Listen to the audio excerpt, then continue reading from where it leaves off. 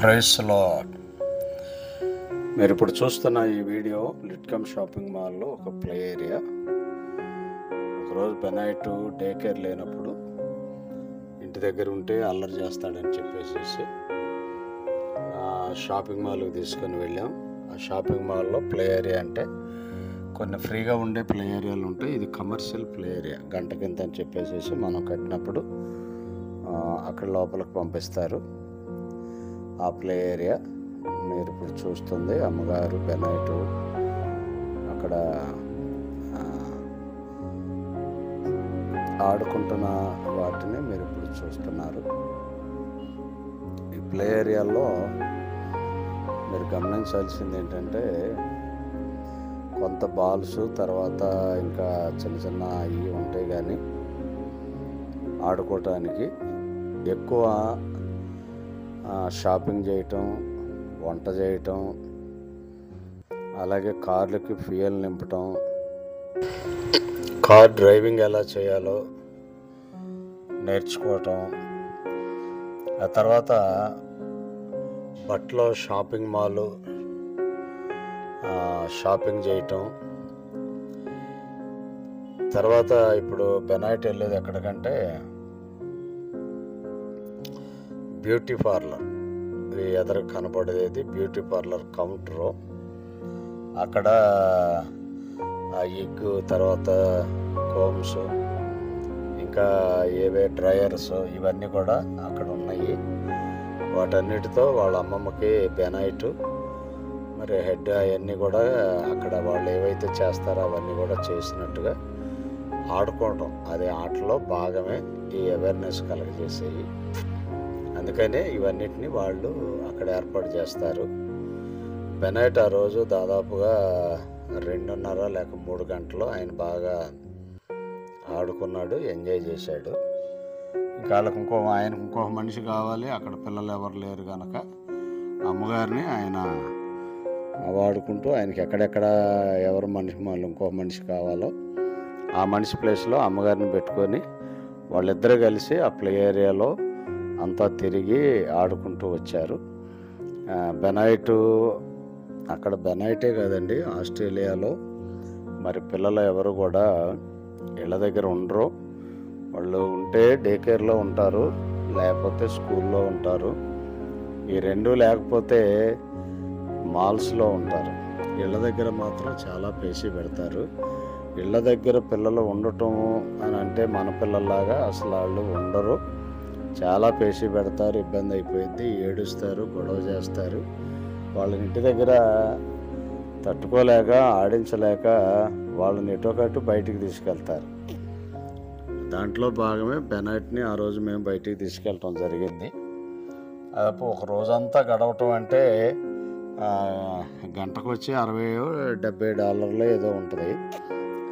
ఎన్ని గంటలు అయితే అన్ని గంటలు అన్ని డాలర్స్ మనం కట్టాలి. మా అయితే 3-4 గంటలు ఆడించగలం, కానీ అంతకుమించి మాత్రం ఎక్కువ ఈ ప్లే ఏరియాలో ఉంచలేము. ఏదేమైనాను మరి ప్లే ఏరియాలో బెనైట్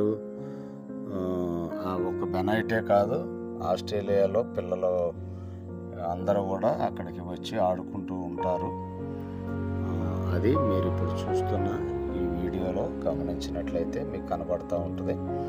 తర్వాత ఇది ఎలా ఉంటుందంటే ఈ ప్లే ఏరియా మన ప్లే ఏరియాలో కొంచెం ప్రికాషన్స్ కానీ అలాగే నీట్గా ఉండటం కానీ చేయలేరు. కానీ అక్కడైతే గ్లౌజులు వేసుకొని వెళ్ళాలి, సాక్సులతో వెళ్ళాలి. సాక్సులు లేకుండా ఆ ప్లే ఏరియాలోకి వెళ్ళనివ్వరు. ఖచ్చితంగా సాక్షులతో వెళ్తేనే అక్కడ షూ బయట ఇప్పేసి, చెప్పులు బయట ఇప్పేసి సాక్షులతో లోపలికి వెళ్ళాలి. ఆ ప్లే ఏరియా అంతా కూడా చాలా నీట్గా ఉంటుంది. ఎక్కడ కూడా దుమ్ము అనేది కానీ, లేకపోతే మురికి కానీ, లేదా వ్యర్థమైనది ఏది కూడా కనబడదు. అక్కడ నిరంతరం 1-2-3 క్లీనింగ్ సెక్షన్లోనే ఉంటారు, క్లీన్ చేస్తూ ఉంటారు. పిల్లలు ఏదన్నా తీసి పడేసి మళ్ళీ తీసి అక్కడ పెట్టడం, ఇవన్నీ పెట్టడాన్ని బట్టి, అలాగే షాపింగ్ మాల్ అంతా దుమ్ము కూడా ఏమి లేకోకుండా, డస్ట్ ఏమీ లేకుండా నీట్గా ఎప్పటికప్పుడు తుడుస్తూ ఉంటారు. కనుక మనం ఎక్కడ చేయి పెట్టినా కూడా మన చేతులకి ఏది కూడా అంటదు. మనం ఎక్కడ కూర్చున్నా ఇబ్బంది ఉండదు, అంత నీట్గా వాళ్ళు చేస్తారు. ఎందుకంటే అది పిల్లలు తిరిగే ఏరియా కనుక మరి ఏమాత్రం అజాగ్రత్తగా ఉన్నా కూడా వాళ్ళ మీద కేసులు ఉంటాయి, తర్వాత దానికి రెస్పాన్స్ ఉంటుంది. అందుకని వాళ్ళు ఏం చేస్తారంటే ఎక్కడ కూడా అసలు ఒక పిల్లల ఏరియా మాత్రం చాలా స్మూత్గా ఉంటుంది. తర్వాత వాళ్ళు ఆడుకునే ప్లే ఏరియా మాత్రం సిమెంట్తో చేసింది కాదు, ఏదన్నా కోమ్తో కానీ లేకపోతే ఒక టైర్లు లాంటి ఒక మెత్తటి ఒక కోమ్ లాంటిది అది మొత్తం కింద ఫ్లోర్కి పెడతారు. అందుకని పిల్లలు పడ్డా కూడా కొట్టుకుపోవటం కానీ దెబ్బ తగలటం కానీ బ్రేక్ అవటం కానీ ఉండదు, అదంతా స్మూత్గా ఉంటుంది. పిల్లలు ప్లే ఏరియాకి చాలా ప్రయారిటీ ఇస్తారు, చాలా నీట్గా ఉంచుతారు, చాలా జాగ్రత్తగా పెడతారు. ఎందుకంటే పిల్లలకి ఆ దేశము ఇచ్చిన ప్రాధాన్యత అంత గొప్పది, వాళ్ళు చాలా కేర్ తీసుకుంటారు. ఇది ఇక్కడే కాదండి, పబ్లిక్ పార్కులో కూడా పిల్లలు ఆడుకునే ఏరియాలో కూడా అలాగే ఉంటుంది, అది కూడా చాలా నీట్గా ఉంటుంది. మాల్స్లో ఫ్రీగా ఆడుకునే ప్లే ఏరియాలు ఉంటాయి, అక్కడ కూడా నీట్గా ఉంచుతారు. ఎక్కడైనా కూడా పిల్లల్ని కొట్టకూడదు, పిల్లల్ని అనకూడదు, పిల్లల్ని డిస్టర్బ్ చేయకూడదు. పిల్లలు ఎలా ఉండాలో అలాగ ఉంటే ఉండనివ్వాలి, అంత ఫ్రీనెస్ వాళ్ళకి ఇవ్వాలి. వాళ్ళు హెల్తీగా ఉండటం కోసం ఏమేమైతే చేయాలో అవన్నిటినీ ప్రభుత్వం కల్పిస్తుంది. అలాగే స్కూల్స్ కల్పిస్తారు, డే కేర్లో కల్పిస్తారు.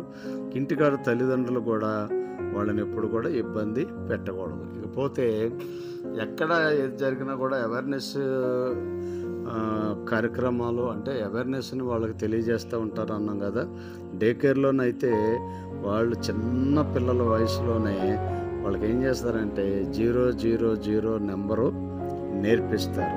ఆస్ట్రేలియాలో 000 నెంబరు అంటే ప్రతి దానికి ఒక 000 డైల్ చేస్తే వెంటనే నిమిషాల్లో స్పందించి స్పాట్లో అక్కడ ఉంటారు. అంతగా వాళ్ళు కేర్ తీసుకుంటారు. ఎవరైనా ప్రమాదాల్లో ఉన్నా ఏదైనా ఇబ్బంది కలిగినా వాళ్ళు స్పాట్లో వస్తారు. అది పిల్లలు చేశారా పెద్దలు చేశారా అని అనరు. 000 నుంచి ఫోన్ వెళ్ళిందా విత్ ఇన్ నిమిషాల్లో మరి అంబులెన్స్ అటు ఫైర్ ఇంజిన్ ఇవన్నీ కూడా వచ్చేస్తాయి. అలాగా ఆ నెంబర్కి డైల్ చేసి ఎంతోమంది తల్లుల ప్రాణాలను పిల్లలు కాపాడారు. అకస్మార స్థితిలో ఎక్కడన్నా ప్రమాదంలో ఇంట్లో పడిపోయినా, కళ్ళు తిరిగి పడిపోయినా, సృహ తప్పి పడిపోయినా, ఏదన్నా ప్రమాదం జరిగినా చిన్న చిన్న పిల్లలే ఆ నెంబర్కి ఫోన్ చేసి వాళ్ళ మదర్స్ని అలాగే వాళ్ళ ఇంట్లో ఉన్న ఆ ప్రమాదాలని వాళ్ళు ఆ నెంబర్కి ఫోన్ చేయడం వల్ల రక్షించుకున్న సందర్భాలు వేలలోనే ఉంటాయని చెప్పేసి ప్రశాంతి గారు చెప్పింది.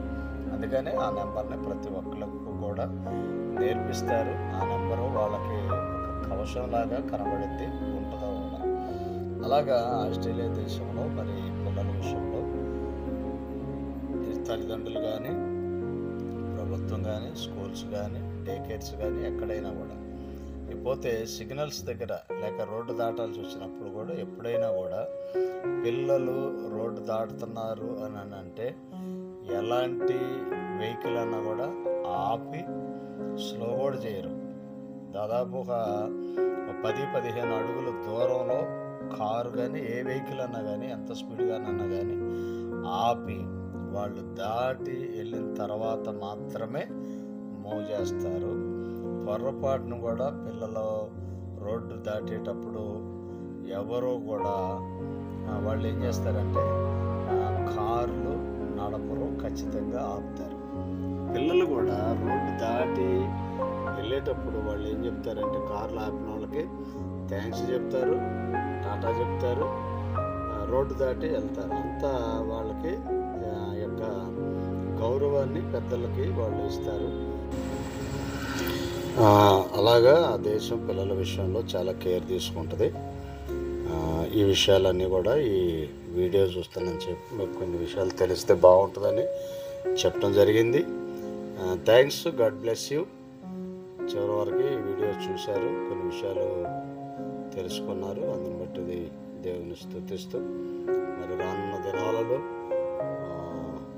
మా దగ్గర కూడా అలాంటి కలిసి రావాలని మనస్ఫూర్తిగా